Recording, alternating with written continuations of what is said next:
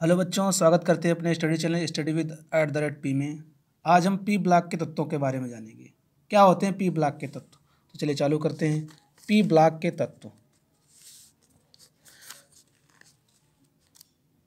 P block के तत्व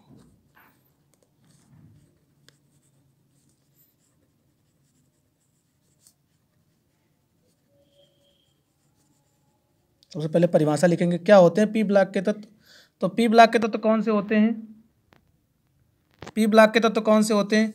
वे तत्व जिनका अंतिम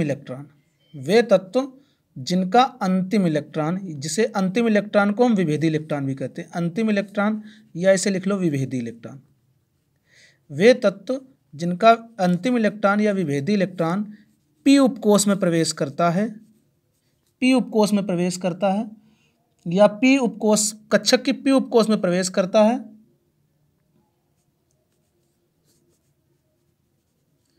पी उपकोष में प्रवेश करता है, पी ब्लॉक के तत्व कहलाते हैं। पी ब्लॉक के तत्व कहलाते हैं। पी ब्लॉक के तत्वों की परिभाषा क्या होता है? वे तत्व जिनका अंतिम इलेक्ट्रॉन या विभेदी इलेक्ट्रॉन, अंतिम इलेक्ट्रॉन को हम विभेदी इलेक्ट्रॉन भी कहते हैं, पी उपकोष में प्रवेश करता है, पी ब्लॉक के तत्व कहलाते हैं। पी ब्लॉक के तत्व हैं कौन कौन से? ये वर्ग 13 से लेकर वर्ग नंबर 13 से लेकर 18 तक के तत्व, वर्ग 13 से लेकर वर्ग 18 तक के तत्व हैं। स्पेशली यदि समूह संख्या के आधार पर कहा जाए तो समूह संख्या सेकंड ए से स्टार्ट होते हैं। Second A, third A, fourth A, वो थर्ड ए से स्टार्ट होते हैं। ये वर्ग नंबर थर्ड ए से स्टार्ट होते हैं। समूह नंबर वर्ग से बात की जाए, वर्ग में दीर्घाकार आवर्त सारणी के आधार पर ये वर्ग नंबर 13 से लेकर वर्ग 18 के बीच में स्थित होते हैं। समूह के आधार पर कहा जाए तो ये समूह नंबर तीसरे, चौथे, पांचवें से इस आधार पर स्थित होते हैं। जैसे थर्ड में कौन कौन से, थर्ड ए के तत्व कौन कौन से हैं? तो पहले है boron, aluminium, gallium, indium, thallium, TH, thallium, TL है। याद करने का तरीका क्या है? बैंगन, आलू, गाजर इन थैला। बैंगन, आलू, गाजर इन थैला। परमाणु क्रमांक इसका परमाणु क्रमांक 5। 5 में 8 जोड़ेंगे, इसमें 8 जोड़ेंगे तो 8 5 13। 13 में 18 जोड़ेंगे, 13 में 18 जोड़ेंगे तो 31 होगा। 31 में 18 जोड़ेंगे तो 31 में 18 जोड़ेंगे तो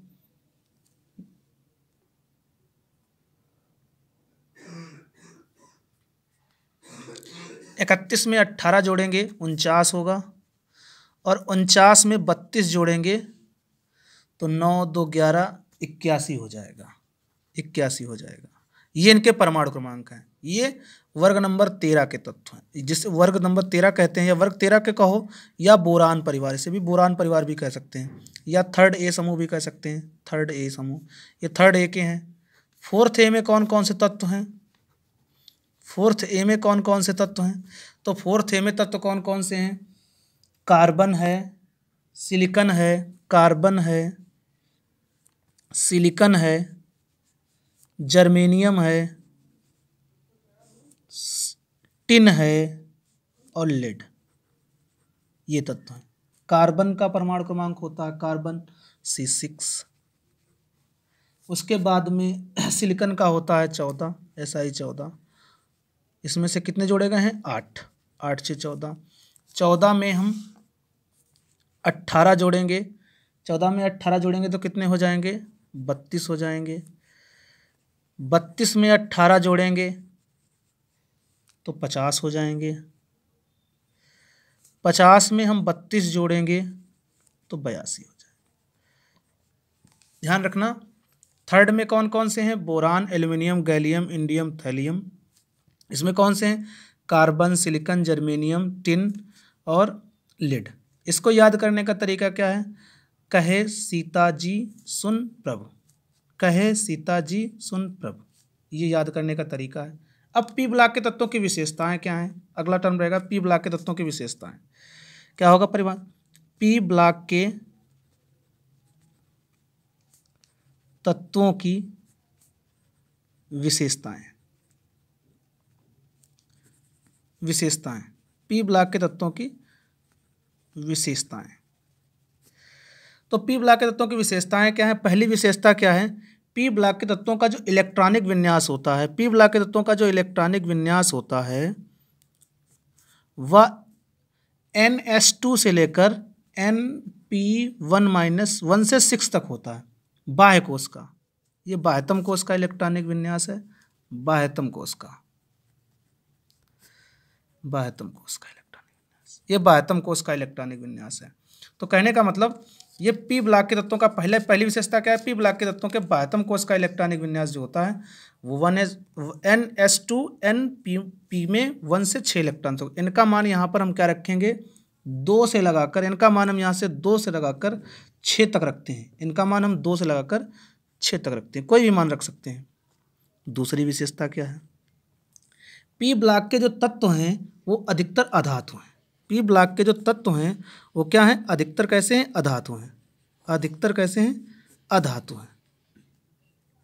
अधिकतर की बात करें, लेकिन कुछ धातु भी हैं, कुछ धातु भी हैं और कुछ उपधातु भी हैं। धातु भी हैं, उपधातु भी हैं। तो कहने का मतलब है अधिकतर कैसे हैं? धातु हैं, लेकिन कुछ धातु भी, अधिकतर कैसे हैं? धातु हैं, लेकिन कुछ धातु भी हैं, कुछ उपधातु भी हैं। और वर्ग में ऊपर से नीचे चलेंगे, वर्ग में ऊपर से यदि हम नीचे चलेंगे तो धात्विक गुण जो होगा वो बढ़ेगा, मतलब धातुएं बढ़ती जाएंगी, धात्विक गुण जो होगा वो बढ़ेगा। वर्ग में ऊपर से नीचे जाने पर धात्विक गुण जो होगा वो बढ़ेगा। अब तीसरी विशेषता क्या है? तीसरी विशेषता ये है कि धात्विक ऑक्साइड जो होते हैं, धात्विक ऑक्साइड जो होते हैं वो फिर या क्षारीय होंगे या उभयधर्मी होंगे। जो धातुओं के ऑक्साइड होंगे, अर्थात धात्विक जो ऑक्साइड होंगे, धात्विक ऑक्साइड जो होंगे, धात्विक ऑक्साइड क्षारीय या उभयधर्मी होंगे। कैसे होंगे? क्षारीय या उभयधर्मी होंगे। धात्विक ऑक्साइड जो होंगे वो क्षारीय या उभयधर्मी होंगे। उपधातुओं के ऑक्साइड भी उभयधर्मी होते हैं। उपधातुओं के ऑक्साइड होंगे, जो उपधातुओं के ऑक्साइड होंगे, उपधातुओं के ऑक्साइड वो उभयधर्मी होंगे। उपधातुओं के ऑक्साइड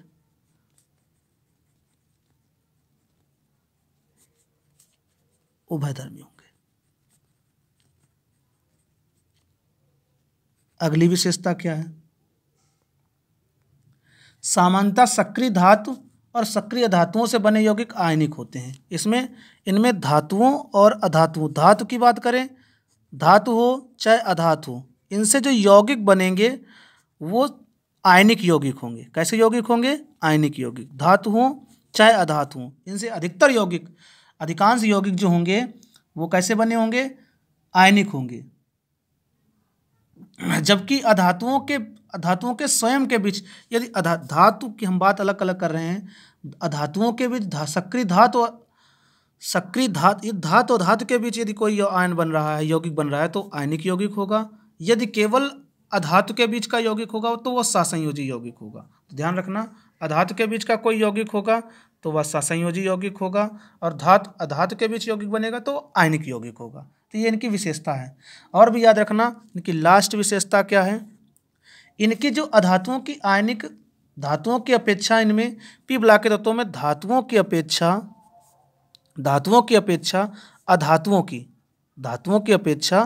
अधातुओं की आयनिक ऊर्जा और विद्युत ऋणात्मकता उच्च होती है। धातुओं की अपेक्षा अधातुओं की, अधातुओं की आयनन ऊर्जा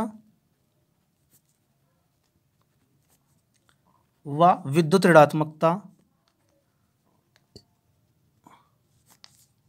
ऋणात्मकता जो होती है वो उच्च होती है।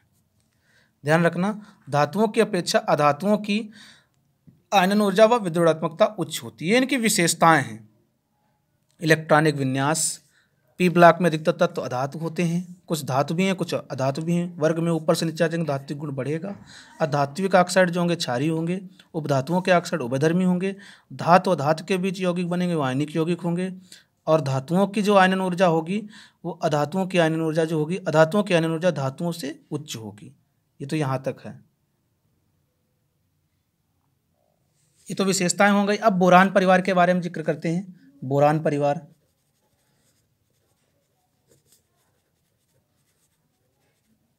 बोरान परिवार के अंतर्गत कौन कौन से तत्व आते हैं?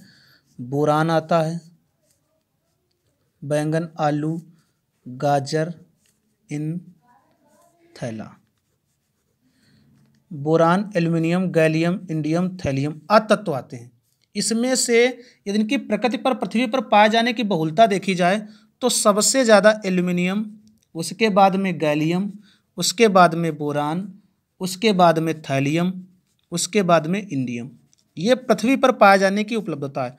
पृथ्वी पर कौन ज़्यादा पाया जाता है? पृथ्वी पर पाया जाने वाला, पृथ्वी पर पाए जाने का क्रम है ये, सबसे ज़्यादा एल्युमिनियम, फिर गैलियम, फिर बोरान, फिर एल्युमिनियम और थैलियम, फिर इंडियम। और यहाँ पर ध्यान रखना है कि जो एल्युमिनियम है ये पृथ्वी पर सर्वाधिक पाए जाने वाली धातु है। पृथ्वी पर सर्वाधिक पाए जाने वाली धातु, सर्वाधिक पाई जाने वाली धातु, पाई जाने वाली धातु है, पृथ्वी पर सर्वाधिक पाई जाने वाली धातु है। और भी इसकी विशेषताएं हैं। धातु तो है ही, साथ में ऑक्सीजन और सिलिकॉन के बाद तीसरा सर्वाधिक पाया जाने वाला तत्व है। तीसरा सर्वाधिक पाया जाने वाला तत्व है, सर्वाधिक, तीसरा सर्वाधिक पाया जाने वाला तत्व है।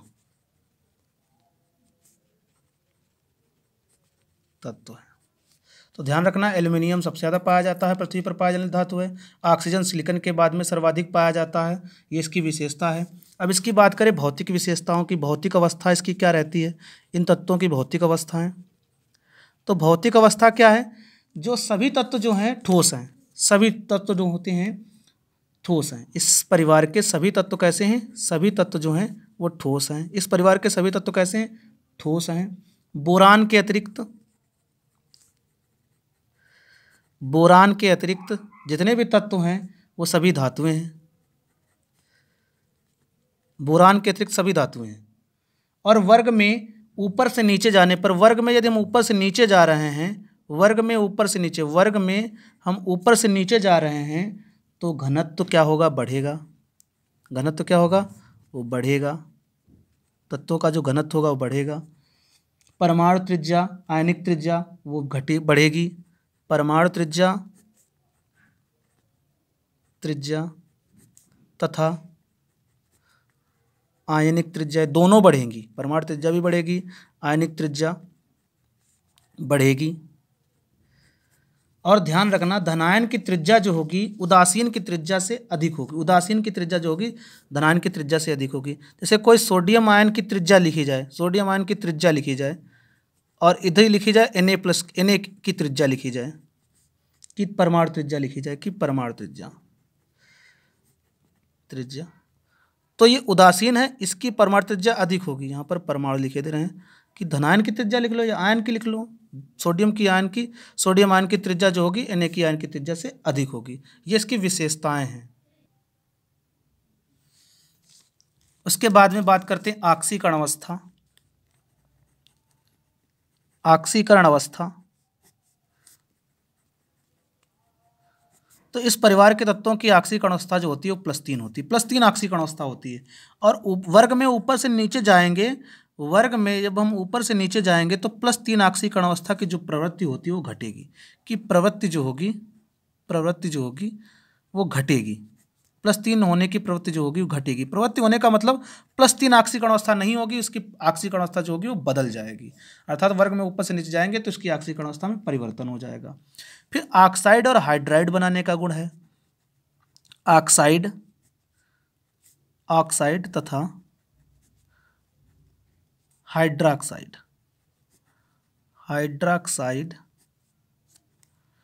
बनाने का गुण।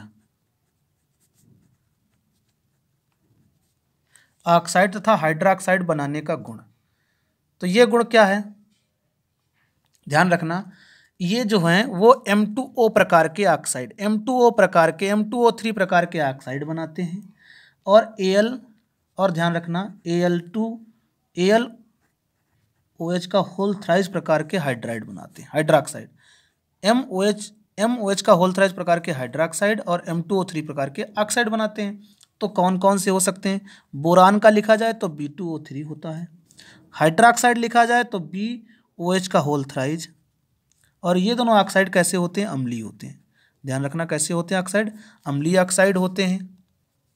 और ध्यान रखना बाकी जो बचे हैं एल्यूमिना का ऑक्साइड से एल्यूमिना जिसे कहते हैं, और इसका ऑक्साइड लिखा जाए तो AlOH का होल थ्राइज, ये ऑक्साइड है। ऐसे ही गैलियम का लिखा जाए G2O3 और GaOH का होल थ्राइज, ये हैं उभयधर्मी हैं।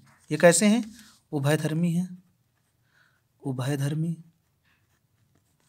ऐसे ही और लिखे जाएं तो इंडियम का InO3 In2O3 और थैलियम का Tl2O3, ऐसे इंडियम का ऑक्साइड IOH का होल थ्राइज और थैलियम का TlOH का होल थ्राइज, ये दोनों जैसे हैं वो क्षारीय हैं।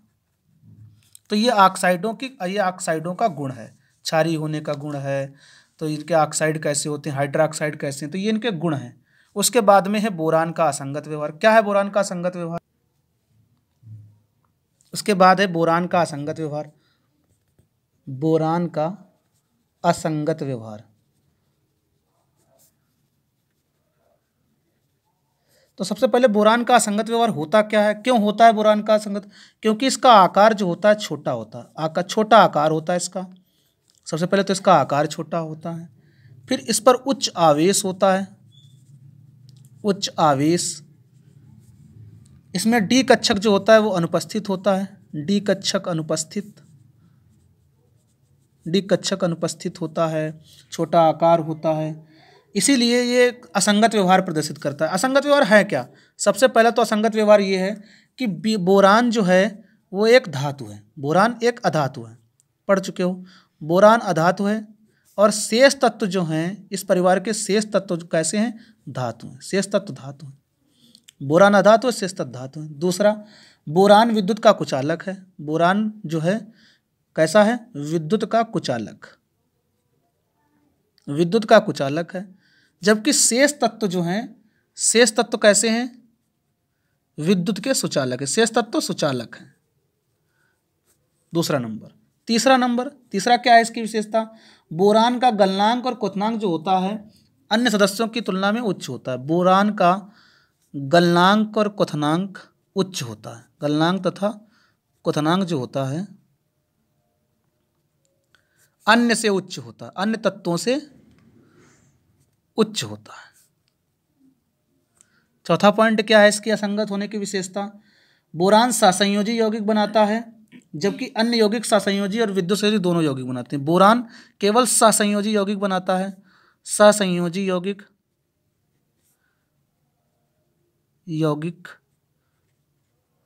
जबकि शेष तत्व जो हैं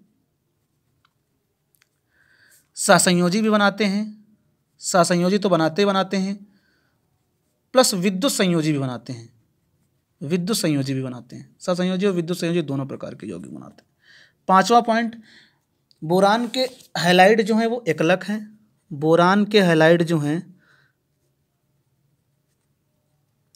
एकलक हैं,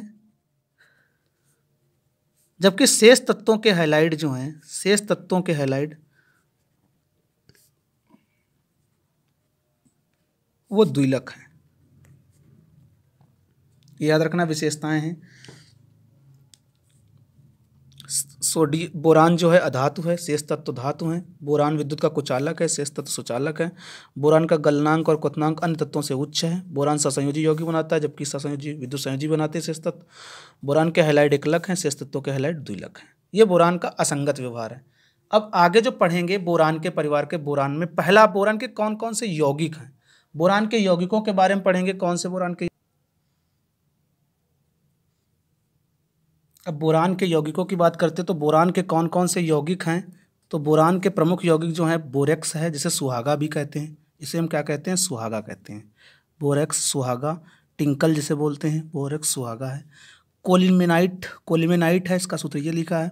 बोरिक अम्ल है, इसका सूत्र ये लिखा है। ये ज्वालामुखी क्षेत्रों में जो वाष्प निकलती है उसमें पाया जाता है। टूरमेलिन, टूरमेलिन के क्रिस्टल होते हैं, इसका फिजिक्स में पढ़ोगे। टूरमेलिन क्या होता है ये फिजिक्स में पढ़ाया जाता है, तो ये फिजिक्स वाला पार्ट है। एल्युमिनियम के कौन कौन से अयस्क हैं? एल्युमिनियम का अयस्क corundum Al2O3, diaspore Al2O3 into 1s2, bauxite है, जिप्साइट है, रूबी और नीलम जो आभूषण होते हैं उनमें भी पाया जाता है। क्रायोलाइट है, ये भी इसमें भी पाया जाता है। चीनी मिट्टी है, इसका भी सूत्र लिखा है, इसमें पाया जाता है। अभ्रक है, ये भी इस पर पाया जाता है। और अभ्रक का जो और चीनी मिट्टी का जो सूत्र है वही टूरमेलिन का भी सूत्र लिख सकते हैं। टूरमेलिन और चीनी मिट्टी और टूरमेलिन का सूत्र एक ही लिखा जाता है, ध्यान रखना। तो ये यहाँ तक है। आगे का डी ब्लॉक के आगे का ही वो पी ब्लॉक के आगे का जो पार्ट है वो हम अगले वीडियो में पढ़ेंगे। वीडियो को लाइक शेयर सब्सक्राइब करें।